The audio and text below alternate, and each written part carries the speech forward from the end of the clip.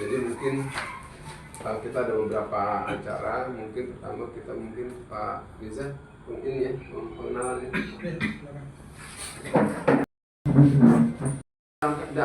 Pembuangan limbahnya itu yang walaupun sudah mereka kelola itu sedang disegel sama DLHK, tidak boleh dibuang keluar sampai clear oleh DLHK dinyatakan clear tidak ada masalah untuk dibuang baru dibuka. Nah, pada saat sudah dipasang disegel gitu, si ini kan secara waktu periodik nih si DLHK datang, dia mengambil sampling air yang dibuang, diperiksa. Jadi pertama udah diambil kan kelihatannya, tapi hasilnya memang dia nggak akan infokan ke kita. Nah yang kedua, waktu itu mungkin dia mau ngambil, itu atas sudah ditutup Pak. Sudah ditutup, tembok semua apa tuh, beton di atas, dicor, sampai ke BPR. BPR itu kan bukan lewat RT nih, lewat RW 12 nih. Nah jadi si BPR, si DLHK ini merasa gimana gitu, saya nggak bisa lagi ngambil ini nih, sampel airnya, karena begitu dia buka ada bak kontrol juga nggak bisa dibuka, gitu loh. Akhirnya mereka datang menyatakan bahwa dia minta izin, apakah RT 9 ataupun RW 12 dia melapor waktu menutup itu? Saya bilang tidak, memang tidak melapor. Nah, dengan melapor itu tidak ada tutupan, saya bilang tidak, mereka akan proses lebih lanjut. Tapi di situ saya RW 12 ataupun RT 9 diminta konfirmasi buat surat dulu tadinya. Cuma saya menolak akhirnya. Kenapa? Jangan sampai saya jadi bumerang, saya dulu di awal soalnya jadi pengaduan, ngadu. Nah akhirnya Pak Lurah setuju. Clear kalau gitu Pak Lurah yang melakukan klarifikasi ke DLHK dengan dasar ada pengaduan ada konfirmasi dari RW 12 maupun RW 5 bahwa tidak ada izin memungut uang dari pedagang-pedagang di depan itu toko. Biasanya antara 50 sampai 750, clear itu.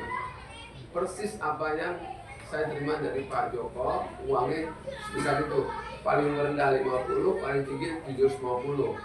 Jadi dia punya data, saya juga bingung. Oke, nggak apa-apa, saya nggak terlalu ini. Saya terima kasih Pak, saya bilang Pak Lurah. Oke Pak.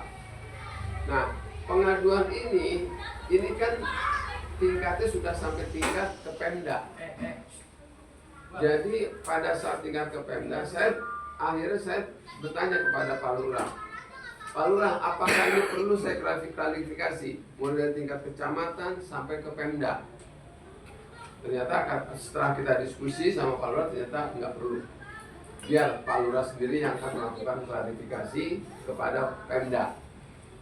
Nah, jadi di situ saya bilang ke Pak Lurah, bahwa pungutan yang dipermasalahkan antara 50 sampai 750 itu sudah kejadiannya sudah lebih dari 10 tahun kalau menurut saya. Lebih dari 10 tahun. Kenapa baru sekarang nih? Saya bilang. Pak Siman mungkin masuk aja nggak apa-apa biar dengar laporan ini. Nah, jadi saya bicara ke Pak Lurah. Sampai saya kasih data ke Pak Lurah. Data yang angka 50.000 sampai 750.000. Saya kasih, Pak, ini loh Pak, bukti bahwa pungutan 50, 750 sama apa yang diajukan ke Pemda, gitu loh.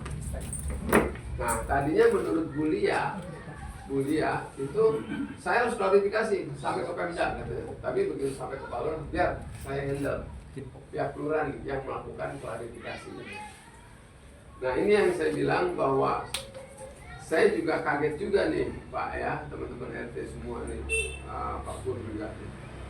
Kita kok tiba-tiba begitu saya menjadi RW ada laporan seperti ini.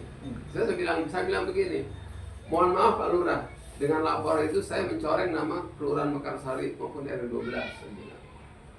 Mungkin saya salah dipilih oleh teman-teman, saya bilang. Jadi ada yang kurang suka sama saya sehingga timbul laporan seperti itu. Karena ini kejadian. Kemudian pertimbangannya pada saat itu karena di lokasi bisnis tersebut itu membutuhkan perhatian khusus baik keamanan maupun kebersihannya. sehingga tidak bisa disamakan dengan penghuni di dalam perumahan Kasari, karena dia adalah kawasannya kita anggap kawasan bisnis, memang diberlakukan secara khusus pada saat itu. Kemudian memang besaran itu bervariasi sesuai dengan kemampuan pada saat itu. Kemampuannya pada saat itu dibakar ini pada saat 98 ya. 98 ya. Sehingga RW dengan security dan keamanan itu membackup. Kita bikin pakai ya Pak Siman ya. Tidak, artinya tidak wajib begitu. Artinya kalau memang dia nggak sanggup ya sudah. Jadi kan saya bilang ada beberapa toko contoh tidak bayar, nggak apa-apa. Ada yang bayar cuma 50.000, nggak apa-apa. Ya, sejauh mana ada perda yang bisa melindungi bahwa pengelolaan kawasan itu membutuhkan biaya sehingga dia boleh memungut dari masyarakat. Makanya tadi saya bilang bahwa sebetulnya saya tanya Pak Lurah nggak boleh sebetulnya. Ya? Nah, tapi kalau nggak boleh apa nggak? Jadi harus store dulu, baru nanti dibagi-bagikan. Itu peraturan Menteri Dalam Negeri nomor 18 dari 2018 tentang lembaga pemasyarakatan desa. Dan lembaga pemasyarakatan desa ini RT salah satunya. Jadi mungkin ada undang-undangnya. Jadi bahwa RT itu boleh mungut ya. Jadi saya nggak tahu ya. Yang jelas dalam konteks pemerintahan, karena saya pernah di keuangan dan pernah ngajar akuntansi pemerintahan, memang setiap iuran, setiap penarikan itu semuanya harus store dulu kan apa yang disebut kantor kas negara. Warga perumahan dapat dikenakan iuran untuk membiayai pengelolaan dan pemeliharaan fasilitas umum. Peraturan Pemerintah Nomor 14 Tahun 2016 tentang pengelolaan perumahan dan kawasan permukiman Pasal 35 ayat 1 menyatakan bahwa warga perumahan dapat dikenakan iuran untuk membiayai pengelolaan dan pemeliharaan fasilitas umum. Ketiga, keputusan Menteri Pekerjaan Umum dan Perumahan Rakyat tahun 2017 tentang pedoman pengelolaan perumahan dan kawasan. Nah, berkaitan dengan IPL yang terjadi, baik itu di lingkungan perumahan, ya kan, terutama itu lebih dominan kepada kesepakatan antara warga dan pengelola dari lingkungan tersebut, khususnya RT dan RW. Itu yang terjadi. Besarannya pun juga diatur bersama-sama. Nah, berkaitan dengan adanya usaha di luar itu, di tempat perumahan itu juga, itu boleh dikenakan IPL tadi dengan catatan, ya, kita bisa menjelaskan kepada mereka maksud dan tujuan kita IPL itu untuk apa, dan mereka bisa dikenakan dan mereka bisa menyadari untuk kembali lagi bahwasanya atas kesepakatan bersama. Jadi besarannya pun juga atas kesepakatan bersama. Nah, kebetulan mungkin rata-rata franchise ya, ada dandan, ada perusahaan itu franchise semua itu. Ya, jadi sekarang yang saya tanyakan, apakah mereka sebelum buka toko itu ada buat laporan ke RW? nah, nggak ada. Jadi kalau buat laporan ke RW kan kasih surat keterangan, memberikan izin untuk Itu undang-undang gangguan biasanya. Ya itu bukan masalah di bawahnya, pimpinannya dari atasnya ini yang salah. Jadi jangan salahkan juga kita dituntut untuk ini nge-push mereka. Iya, pimpinannya dong harusnya dari DPRD, pasti ada orang DPRD dong. Perizinan sudah diarahkan ke satu pintu, kita di lingkungan nggak tahu Pak.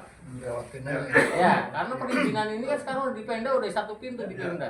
Sama kayak Bapak Kukis itu. Ya, terus kan kita sekarang nggak, mungkin RT RW banyak yang nggak tahu apa sih izinnya dari mana gitu. Jadi sebenarnya saya juga dari bapak saya itu saya belum tahu masalah dari parpol ini, tapi sedikit banyak informasi dari orang tua saya, ibu saya gitu. Jadi kalau untuk yang kemarin kenapa sempat ada rame di saya di RT itu, ibaratnya tuh dari kita kan agak mendadak gitu Pak. kita nganggapnya kan dari pihak RW itu yang mohon maaf ya sebelumnya jadi kan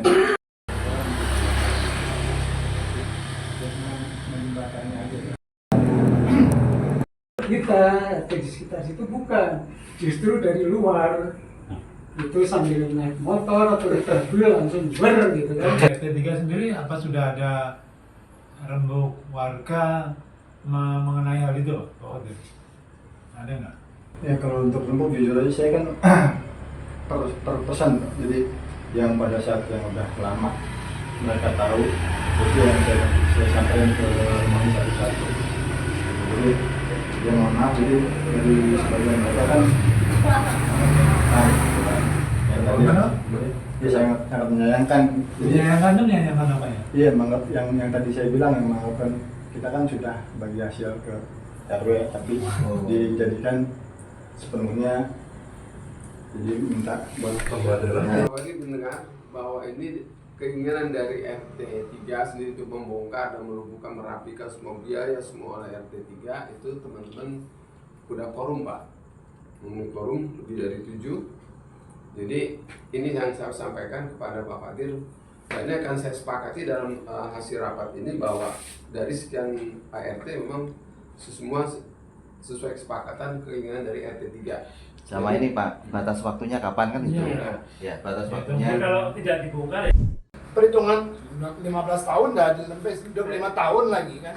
Masalahnya nggak ada Udah selesai. 7, 1, 2, 7, 8, 9, 10, 11, 12, 7 sesuai permintaan RT 3 waktu itu. Saya pikir sih kalau sampai dirubuhkan sebenarnya sesuatu yang lebih senior, saya maklum ya kan, ya mungkin dihadapkan kepada beliau-beliau lah yang harus dihormati kan, orang-orang tua lah kan ya, saya ngerti.